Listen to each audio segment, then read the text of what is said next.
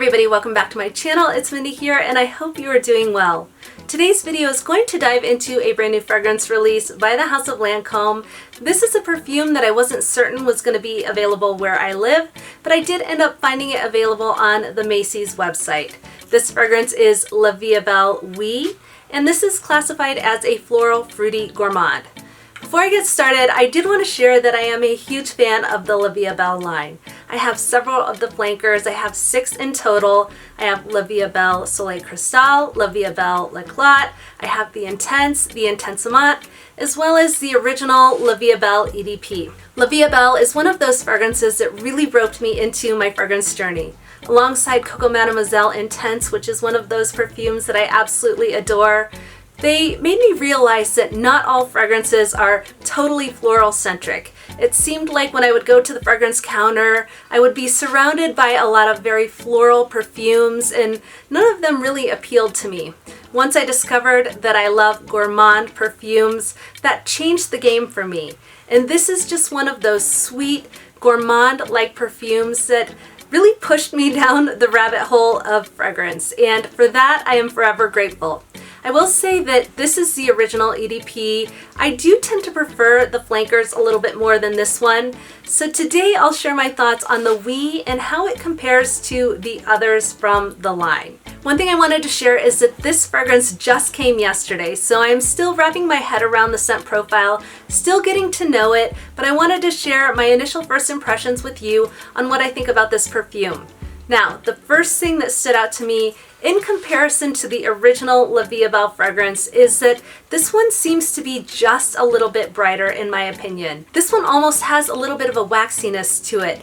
There is a powdery aspect that's a little bit subtle, and the iris note in this perfume is prominent to me in comparison to some of the other Vie Est Belle perfumes. So if you are somebody who likes that makeup type scent in perfume, I do think you're gonna like that in this one. In addition to the iris note that I do appreciate in this fragrance, there is a prominent rose note. So if you are not a rose fragrance lover, you may not love this one as much as some of the other Vie Est Belles, but if you do love rose, I think you're gonna like this one.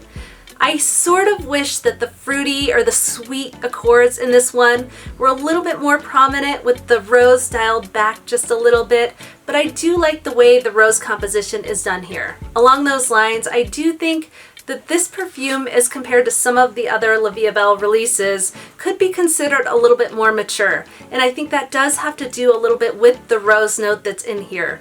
I did see some people saying that this one was a little bit more playful. I can sort of agree with that to a degree, but I also think that rose brings it up to a level that may make some people think it's a little bit more mature. While the notes between the Oui version and the original EDP are quite different, I do think that these would be considered redundant in some people's collection. If you're not a huge Vie Est Belle fanatic like myself, you may find these to be similar enough to not want both in your collection. Now real quick, I'm going to dive into the notes that are in this perfume and dissect how they compare to the original EDP fragrance. First of all, they took out the black currant note, they took out the jasmine, the orange blossom, the praline, the vanilla, and tonka bean that were in the original EDP version of Vie Est Belle.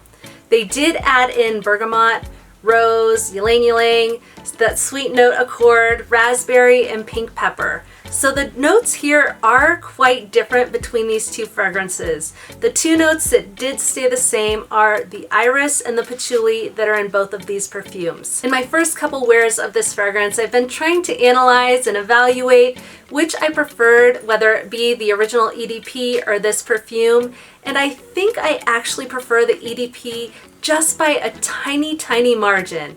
I think that has to do with the fact that this one does have vanilla, it has praline, some of those very gourmand-centric notes that I love, and this one has that rose note that I do enjoy, that I do like here, but I think that I prefer some of the white florals in the original to the rose that's in this version. It's still very early on in me getting to know this particular fragrance, so it's hard to say where it ranks and how it lands against all of the other Vie Est Belle fragrances that I have in my collection.